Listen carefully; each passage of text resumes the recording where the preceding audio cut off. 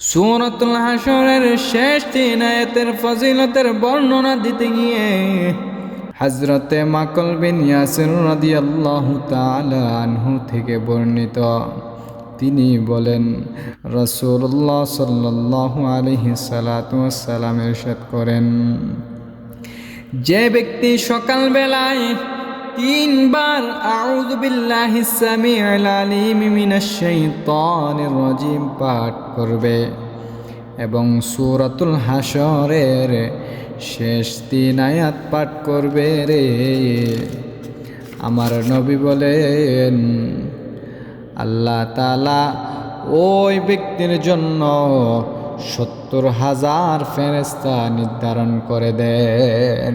সুবহানাল্লাহ। রাসূল বলেন, তোমরা সকালবেলায় একবার সূরাতুল হাশরের শেষ 3 আয়াত পাঠ করো, সন্ধ্যাবেলায় একবার পাঠ করো। সকালবেলা যদি তুমি পাঠ করো, সন্ধ্যা পর্যন্ত 70,000 ফেরেশতারা তোমার জন্য রহমতের দোয়া করতে থাকেন। সন্ধ্যাবেলায় যদি পাঠ করো, সারা রাত সকাল পর্যন্ত তোমার জন্য 70,000 ফেরেশতারা রহমতের দোয়া করতে থাকেন। সুবহানাল্লাহ। আর যদি ওই ব্যক্তি যদি ওই দিন মারা যায়, আমার আল্লাহ তাআলা ওই ব্যক্তিকে শহীদের মর্যাদা দান করে দিবেন। সুবহানাল্লাহ।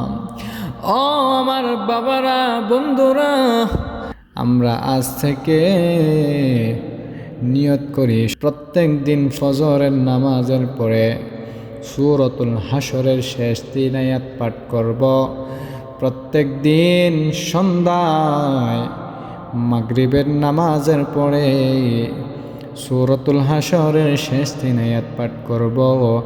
এর ওসিলায় আল্লাহ তাআলা আমাদের জীবনের সমস্ত গুনাহ খাতাগুলোকে মাফ করে দিবেন।